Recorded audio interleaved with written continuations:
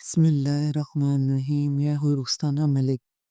12 اکتوبر 2025 اتوار کا دن۔ کل کی رات انتہائی ہنگامہ خیز رہی۔ پاکستان اور افغانستان کے افواج کے درمیان کل پوری رات باقاعدہ جنگ چلی رہی۔ اس جنگ کا آغاز افغانستان نے بھارت کے ایما اور شہ پر ایک انتہائی کوآرڈینیٹڈ اور ہم آہنگ طریقے سے کیا، جس کے تحت 38 مختلف مقامات پر پاکستان کی سرحدی چوکیوں پر حملے کیے گئے۔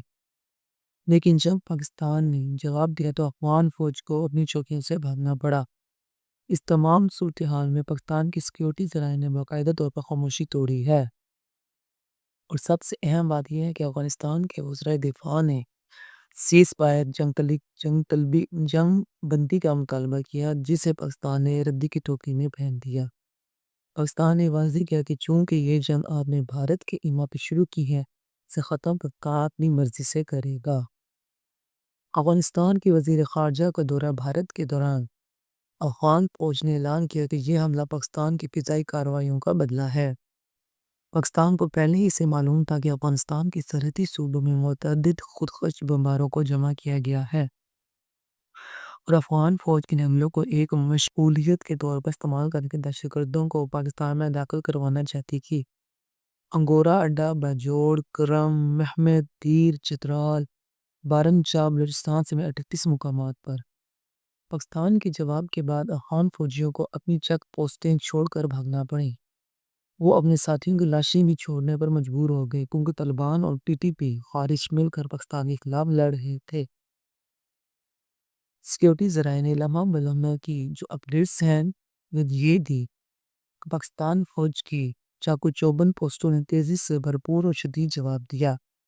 فوری طور پر متعدد افغان چیک پوسٹوں کو مؤثر طریقے سے نشانہ بنایا گیا، تباہ کر دیا گیا۔ درجنوں افغان فوجی اور ان کے ساتھ موجود خارج ہلاک ہوئے۔ طالبان اپنی پوسٹیں چھوڑ کر فرار ہوئے اور ان کی لاشیں چوکیوں پر بکھری پڑی تھیں۔ افغان فوج کے بڑے قافلوں کی سرحد کی جانب نقل و حرکت کی اطلاع پر پاکستان آرمی نے گن شپ، ہیلی کاپٹرز اور ڈرونز کو مکمل نگرانی کے لیے تعینات کیا۔ پاکستانی فوج نے آرٹلری، ٹینک، ہلکے اور بھاری ہتھیاروں کا استعمال کیا۔ سیکیورٹی ذرائع نے سب سے اہم بات یہ کہی کہ افغان حکومت کی سرپرستی میں چلنے والے خارج اور داعش کے ٹھکانوں کو بھی مؤثر طریقے سے نشانہ بنایا جا رہا ہے۔ افغان افواج کے ان ہیڈ کوارٹرز کو بھی نشانہ بنایا گیا جو داعش اور فتنہ الخارج کو پناہ دیتے ہیں۔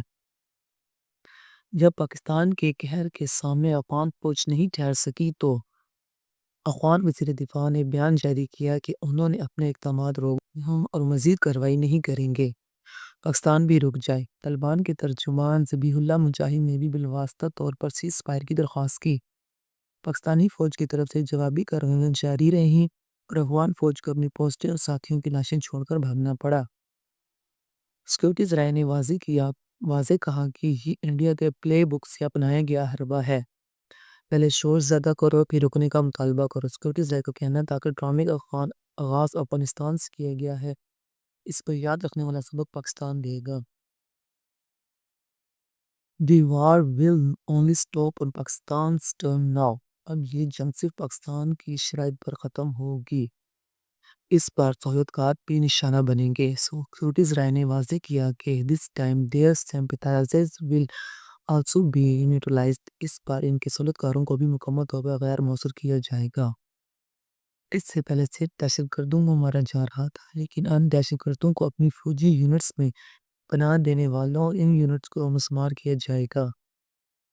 پاکستان سیکیورٹی فورسز نے کرم بارڈر کے بالمقابل متعدد افغان پوسٹوں، ملاترکوان زئی کیمپس اور کمانڈر پوزیشنز کو مکمل طور پر تباہ کر کے مناظر بھی جاری کیے ہیں۔ افغان فوجیوں کو اپنی چوکیوں سے بھاگتے ہوئے بھی پاکستانی فوج کے سنائپرز کا نشانہ بننا پڑا، جس سے یہ واضح ہو گیا کہ اب رحم کرنے میں بہت دیر ہو چکی ہے۔ پاکستان نے افغانستان کی جنگ بندی کی درخواست کو باقاعدہ طور پر مسترد کر دیا ہے اور یہ واضح کیا ہے کہ خطرات کے مکمل خاتمے تک کارروائیاں جاری رہیں گی۔ اللہ نگہبان۔ پاکستان زندہ باد۔ پاک آرمی زندہ باد۔